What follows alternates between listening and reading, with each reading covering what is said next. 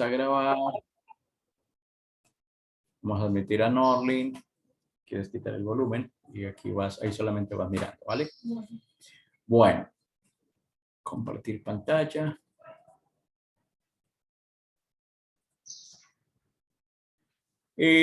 Bueno, entonces estábamos viendo la primera parte, ya hemos visto un poquitico de esto, ¿no? Sí, profe.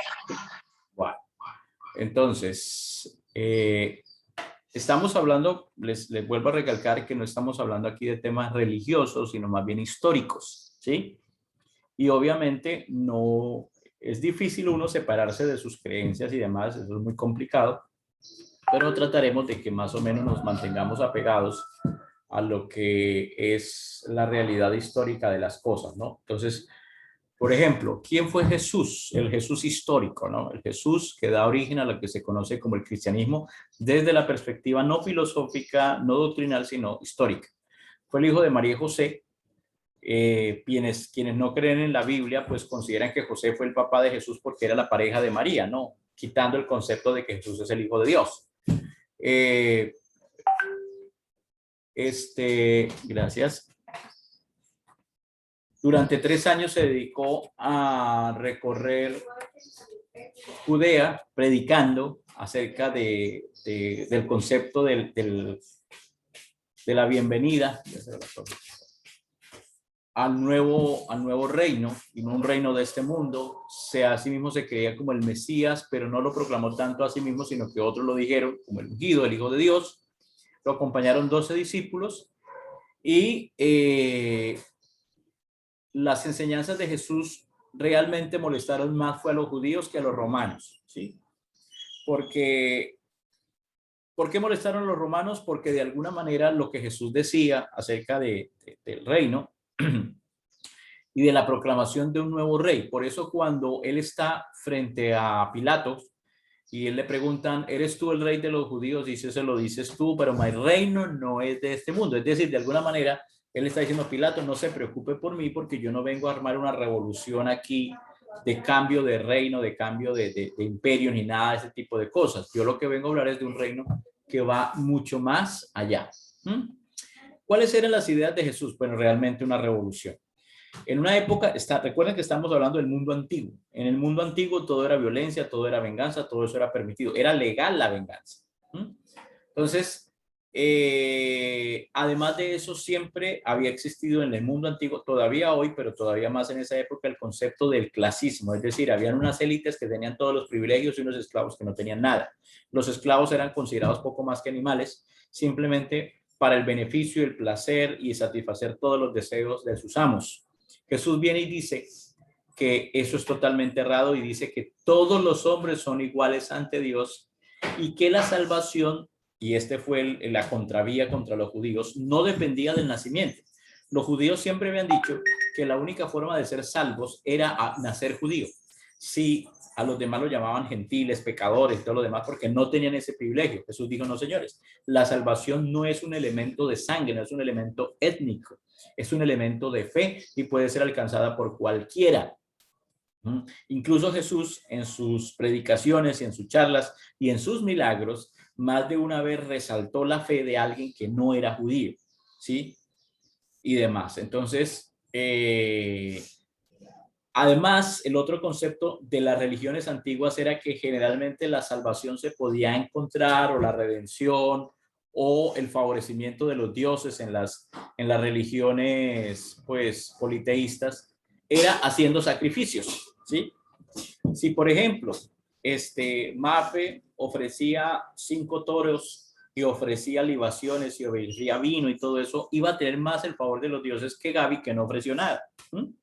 Jesús viene y dice, no, señores, eso no es así. A los dioses no se les pueden comprar con cosas, que era lo que enseñaban las religiones antiguas, ¿sí? Sino que era por fe y por las buenas acciones. Es decir, una persona que crea, que tenga fe y que su fe la alimente con buenas acciones hacia los demás, esa es la persona que se está acercando al reino de los cielos, algo totalmente contrario para las enseñanzas religiosas de la época.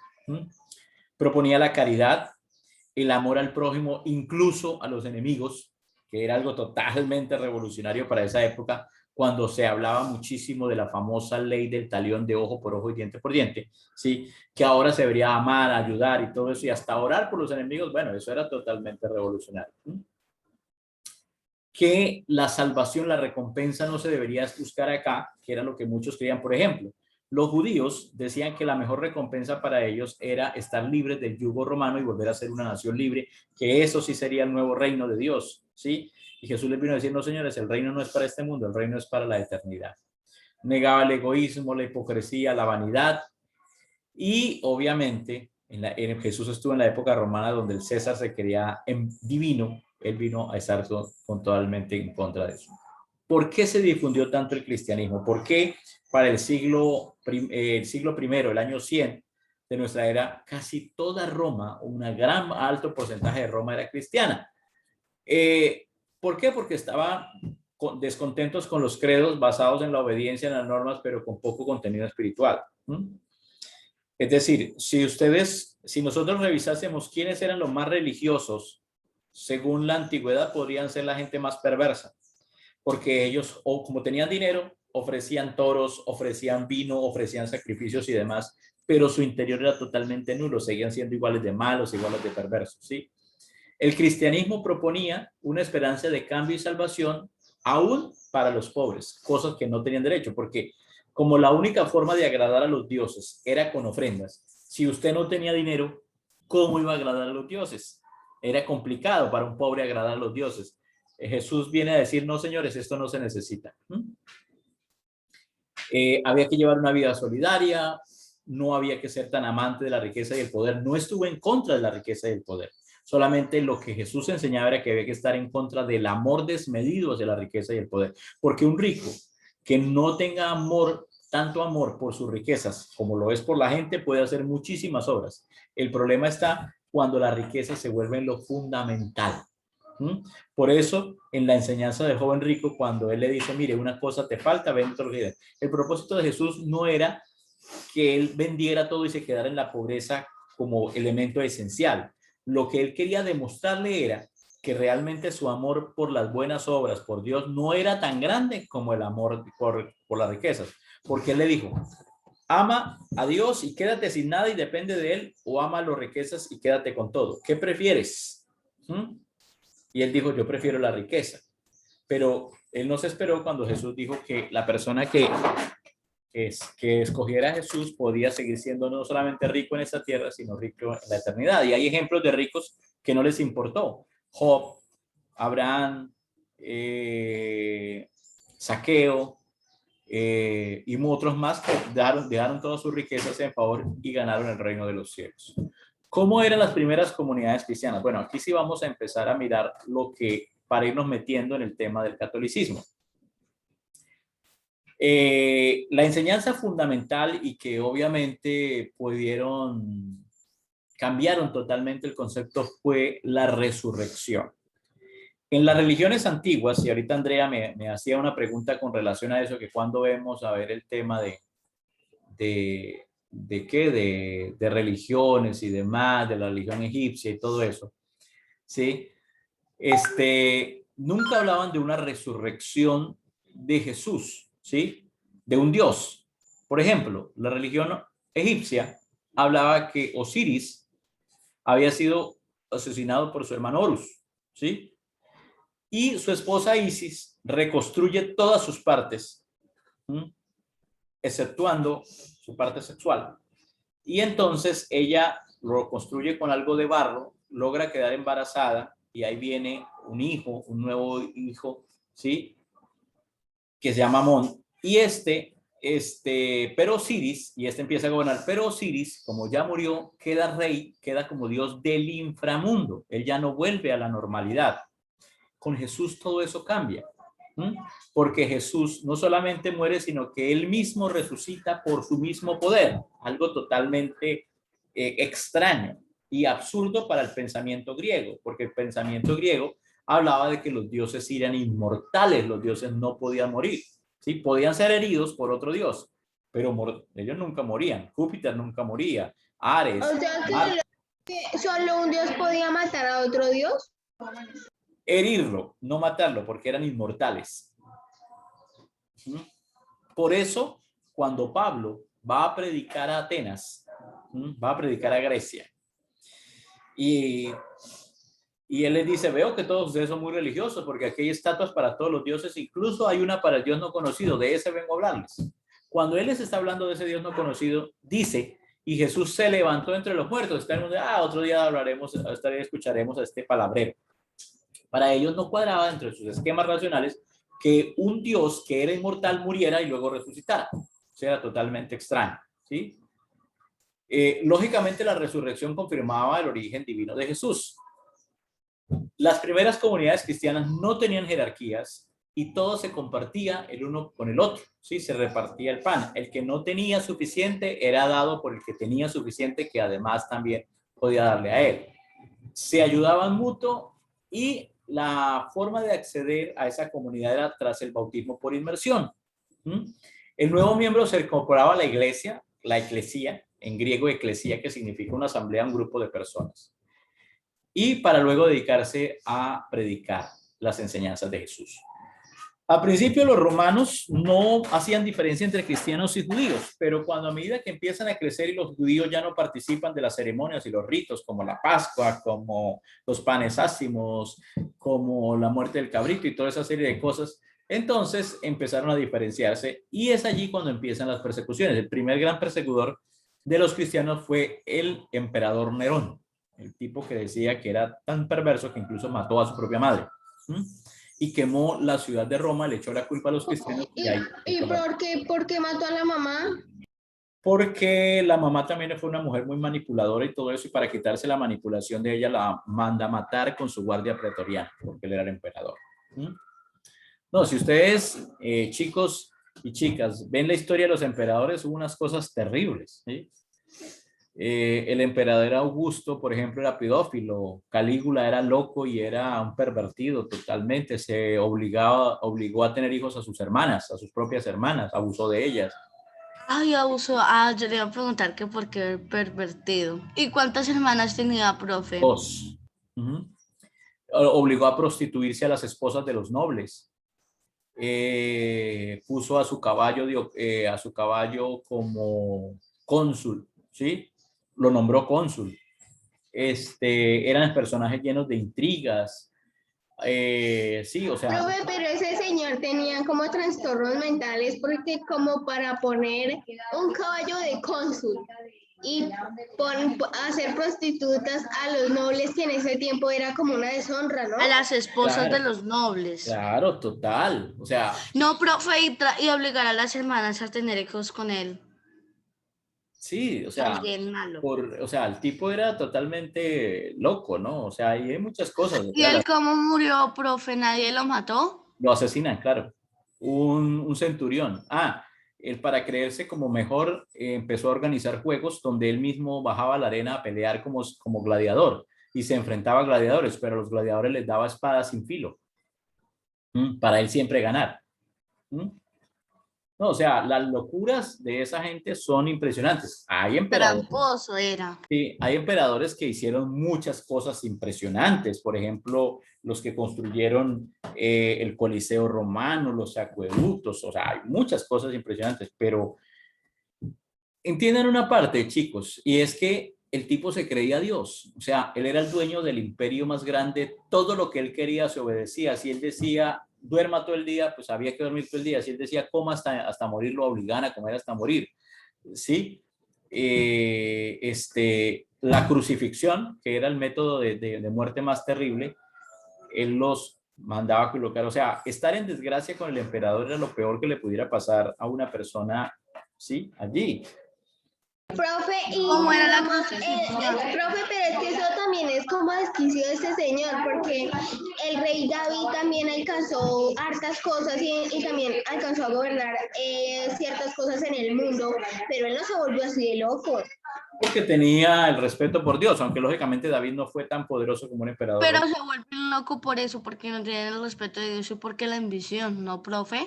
Exactamente. Es como que la ambición de tener todo el poder y de ser el mejor. Sí, exactamente. Es que la mejor manera de conocer a una persona, de realmente saber quién es alguien, es darle poder. Porque una persona con poder saca lo que realmente es en esencia, ¿sí? Si una persona es buena, Profe, y después poderoso de en un Nerón, sentido. ¿quién fue? Después de Nerón. Después del emperador Nerón, ¿quién fue? Después de Emperador. Nerón vino se me olvida ahorita la lista, voy a consultarla aquí rápidamente. Y En una enero no es el que... preguntita, profe, bueno, el que siguió de Nerón, ¿era igual de loco, o era más loco, o era peor, o era mejor? Pues hubo de todo. O sea, si ustedes se ponen a En buscar... enero es del que estamos hablando ahorita, ¿cierto, profe? El que obligó a las hermanas de todo eso, Ese es ¿cierto, Calígula, profe? ese es Calígula. Ah. Ajá. Después de Nerón estuvo Galba. ¿Mm? ¿Y él ¿Calva? hizo algo malo? Sí, mire, los emperadores empiezan con Augusto, Tiberio, que es el emperador de la época de Jesús, Calígula, Claudio, Nerón, Galba, Otón, Vitelio, Vespasiano, Tito, Domiciano, Nerva, Trajano, Adriano, Antonio Pío, Luceo, Vero, Marco Aurelio, Cómodo, Pertinaz, Didio, Juliano, Séptimo Severio, Geta, Carcala, Macrino, Diaudumeniano, Heliogábalo, Alejandro Severo, Máximo, Gordiano, Gordiano II, Pupiano, Balbino, Gordiano, Felipe el árabe, Filipo, perdón, el árabe Filipo el joven, Decio, Herenio Etrusco, Hostiliano, Treboiano, Galo, Volusiano, Emiliano, Valeriano, Salorino, Galieno, Claudio el Gótico, Quintilo, Aureliano, Ulpía Severina, Tácito, Floriano, Probo, Caro, bueno. Y terminamos con Diocleciano, Maximiano, Constancio, Galerio, Constantino I, del que hemos hablado, Valerio Severo, Magencio, Licinio, Máximo Daza, Valeriano Valente, Martiniano, Constantino el Grande, Constantino II, Constante, Constanticio, Juliano, Joviano, y terminamos con el famosísimo Rómulo Augusto, que es el que termina perdiendo en el 476. O sea, hay una lista, y todos Uy, ellos... profe, pero son muchísimos. Sí, es que imagina, ellos gobernaron desde más o menos el 40 antes de Cristo hasta el 400. Sería chévere conocer la historia de todos ellos, así como estábamos hablando de las cosas malas que hacían. Sí, no, o sea, ustedes pueden buscar y hay algunos resúmenes que dicen que, por ejemplo, a ver, algún caso así rápido, ¿qué hizo Galba, ¿sí? El sucesor de Nerón? Se autoproclamó César, fue asesinado por la Guardia Pretoriana tras negarles un pago, ¿sí? Y por eso lo mataron. Otón se suicida después de una batalla, ¿no? La mayoría de ellos murieron asesinados por la misma guardia pretoriana que lo protegía.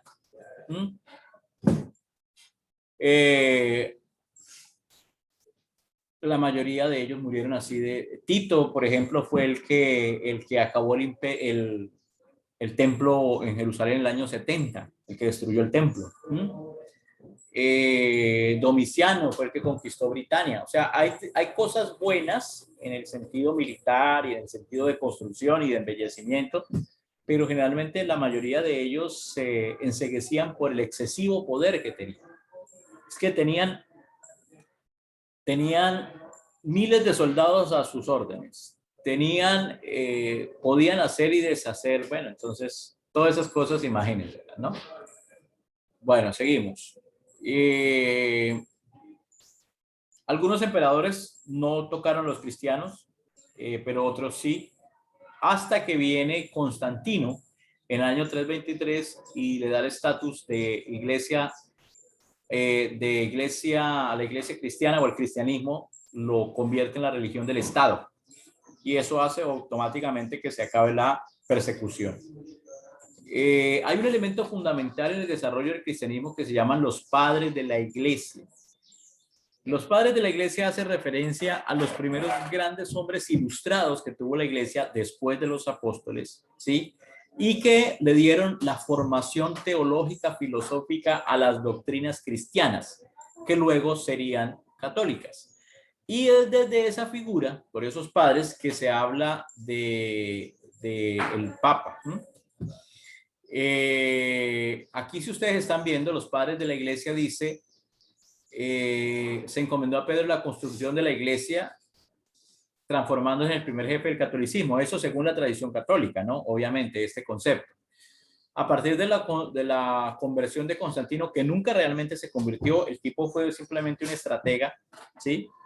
Él era político y como buen político dijo, hago lo que me conviene, no lo que yo realmente quiero para mi vida, sino lo que me conviene, y él se hace cristiano, pero realmente él siguió en sus lujurias, en sus locuras. El obispo de Roma lo nombra como papa o sumo pontífice, pontificis maximus, y empiezan luego de eso, después de que el cristianismo se vuelve una religión oficial y que ya no hay persecución, entonces mucha gente que era filósofa, que era gente estudiada, empieza a estudiar también el cristianismo, y es ahí cuando aparecen los personajes más importantes del cristianismo, como San Jerónimo, que fue el primer traductor de la Biblia en latín. Tradujo la famosa Biblia, la Vulgata Latina, que es la Biblia que por primera vez sale del concepto hebreo, es decir, hebreo y arameo, en el que se ha escrito el Antiguo Testamento y lo traduce al latín, al igualmente que el griego lo traduce al latín, porque pues eran idiomas que en esa época solamente los hablaba la gente más culta, y el hebreo pues solamente lo hablaban los judíos. Entonces, como ahora las religiones del Estado, entonces necesitaban que todo el mundo pudiera leer la Biblia. ¿A qué se debía traducir? Pues al latín, que era el idioma de Roma. Está San Agustín de Hipona, quizás el padre de la iglesia más famoso de todos, el más versado, el tipo con una capacidad intelectual altísima, ¿sí? Y quien es el que fundamenta la base del cristianismo junto con otro personaje que va a aparecer más adelante, porque este sí es antiguo. San Agustín está en el 354, cuando recién apenas la iglesia es reconocida como el Estado. Más adelante aparece Santo Tomás de Aquino. Ustedes yo creo que han escuchado hablar de ese personaje por las universidades. La Universidad Santo Tomás es en honor a él. La Universidad de Santo Tomás que hay en Colombia. Fue el personaje que le dio la base y el cuerpo filosófico a la Iglesia Católica, y él escribió una obra que llama la Summa Teológica, donde están todas las principales doctrinas de la Iglesia Católica basadas en la filosofía de Aristóteles, mientras que San Agustín se basó en la filosofía de Platón. El Nuevo Testamento, que es la base del cristianismo, fue escrito en su mayoría por el apóstol Anorli. ¿Cuál apóstol escribió el Nuevo Testamento? ¿Ah? ¿Mateo escribió casi todo el Nuevo Testamento? ¿Pedro? No. Ahí está ¿quién escribió casi todo el Nuevo Testamento? Ahí lo dice. Pablo, el apóstol Pablo. Por eso muchos dicen que el cristianismo es más obra de Pablo que de otros, ¿sí? Profe, ¿quién fue el primer escritor de la Biblia? El primero que escribió la Biblia. Si hablamos del Antiguo Testamento, Moisés. Si hablamos del Nuevo Testamento, Marcos. Juan Marcos, el que escribió el Evangelio. Ya. O sea que Mateo, ¿por qué empieza por Mateo y Marcos y Lucas? No, yo creía que primero escribió Mateo, después Marcos, después Lucas. No, la Biblia no guarda ni un orden cronológico, ¿sí? Ni tampoco guarda un orden cronológico en las historias, ¿sí? Ni un orden cronológico en la aparición de los libros. El primer libro escrito de la Biblia fue Job, y aparece después de Salmos. El primer libro de la Biblia en cuanto a historia de la tierra es Génesis, ¿sí? Y ahí sí se sigue un orden. Los 5 primeros libros de la Biblia siguen un orden. Pero, profe, yo pensé que Moisés fue el primero a escribir porque Moisés fue el que escribió Génesis. O sea que antes de Moisés ya habían escrito Job. Es que Moisés escribió Job. Moisés escribió. No sabía, profe. Job es la historia que él conoce durante sus 40 años que está de peregrino por allá en casa, cuando él se casa, huye de Egipto y está 40 años por allá en el desierto. Recuerden que la vida de Moisés se divide en 3 periodos de 40 años. Los primeros 40 está en Egipto como príncipe. Los siguientes 40 es cuando él huye después de haber matado al egipcio hasta los 80 años y que se la pasa, que conoce a su esposa, vive en casa de Jetro, el suegro, y es cuando se le aparece la llama que no consumía, la zarza ardiente, ¿no? Una zarza prendida, un árbol prendido en fuego, pero que no se quemaba. Ahí terminan sus 40 años de vida, sus siguientes 40, y los otros 40 son después de la liberación del pueblo de Egipto, la liberación de los israelitas. Son esos 3 periodos. Entonces, en ese segundo periodo es que él escribe el libro de Job. Conoce la historia. Y los libros de Génesis a Deuteronomio los escribe durante los 40 años que va de peregrinación, hasta el penúltimo capítulo de Deuteronomio, porque el último no lo escribió él porque ya estaba muerto. Y luego vienen otra serie de personajes a escribir los diferentes libros. ¿Sí? Josué, Jueces, Ruth, Esdras, Nehemías, Crónicas, Reyes, bueno, todos los demás libros.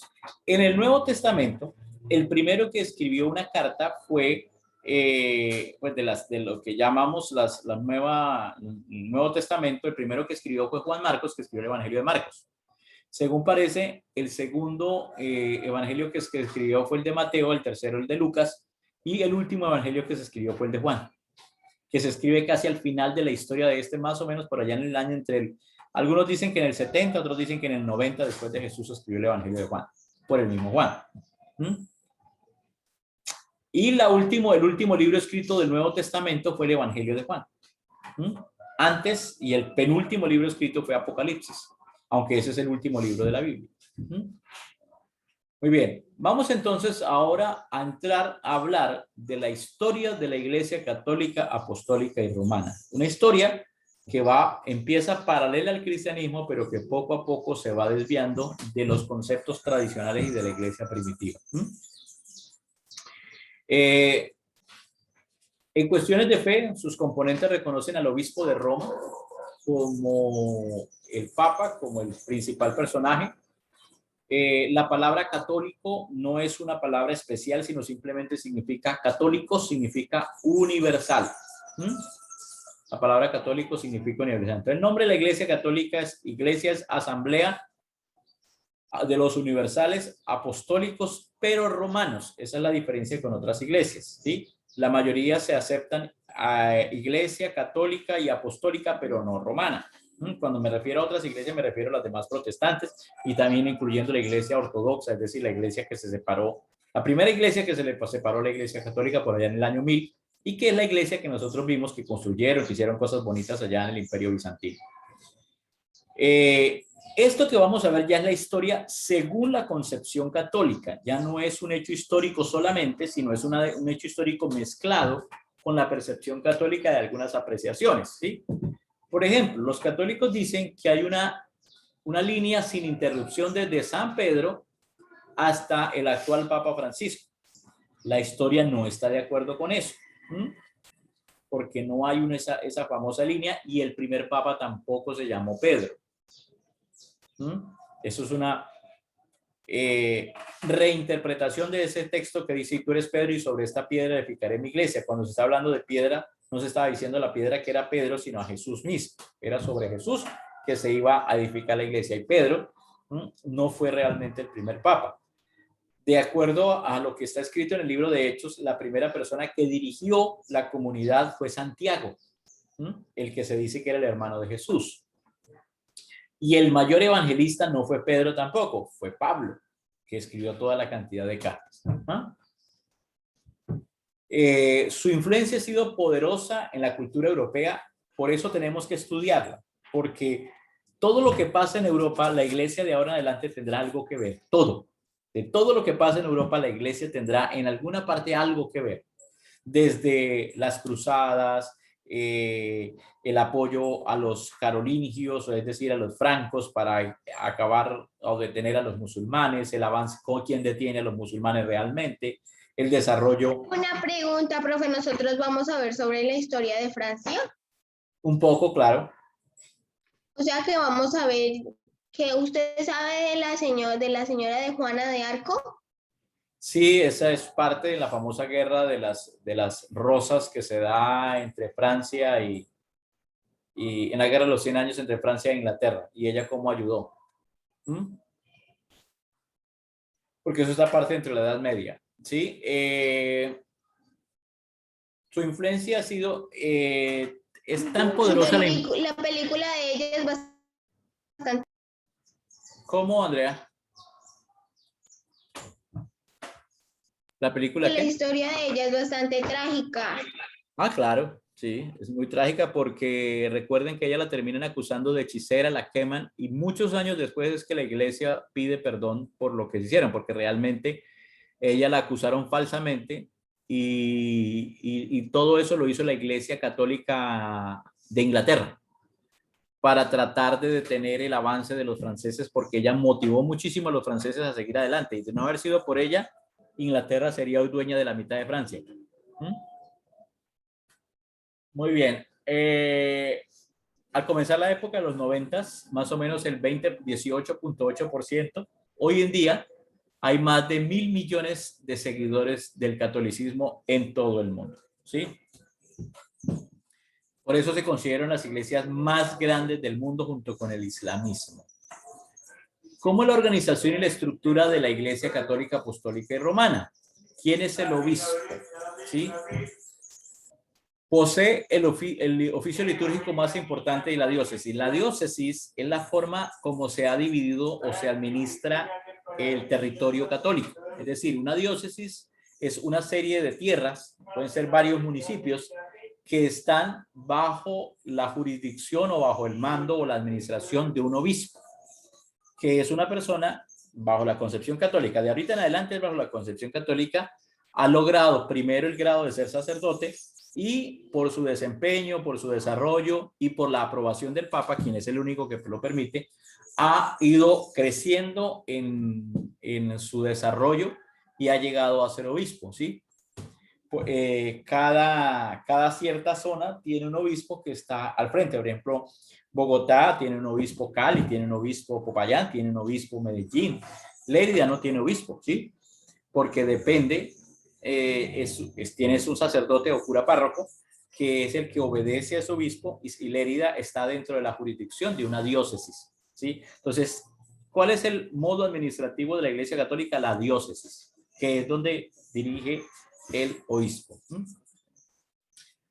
¿Qué cargos hace el Papa? El obispo, perdón, tiene derecho a admitir sacerdotes, prohibir el ejercicio de ella, se encarga de asignar las parroquias a quienes corresponde y otras tareas a sus sacerdotes. Generalmente tiene una persona que le ayuda en las partes administrativas y cuando una diócesis es muy grande, pues tiene obispos auxiliares. ¿Saben ustedes quién es el obispo de Roma? ¿El papá? El Papa. No, profe, El obispo de Roma es el Papa. Realmente, no sabía. el cargo jerárquico que tiene el Papa, además de ser el pontífice máximo, pues es el obispo de Roma. Por eso hay un obispo que prevalece por sobre los otros obispos. ¿Cuál? El de Roma, el que es llamado, pues también Papa. ¿Qué es el clero? ¿Habían escuchado ustedes ese término?